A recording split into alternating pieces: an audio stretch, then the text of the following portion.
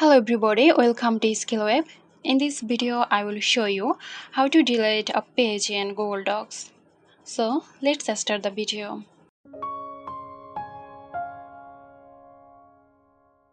You can delete a page in Doc by using Backspace or delete key.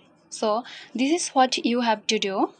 Just simply go to File at the top menu, then scroll down a bit, click Page Setup. Under the margin, set bottom to 0.8. Then click OK, and there you have it. Now you can delete your page in Google Docs. I hope this video helped you out. Stay tuned for more helpful tutorials here at SkillWeb. This video is sponsored by Zerosoft. Zerosoft offers graphic design, UI UX design, digital marketing and web development. Elevate your brand with Zerosoft today. For more details, check the description box.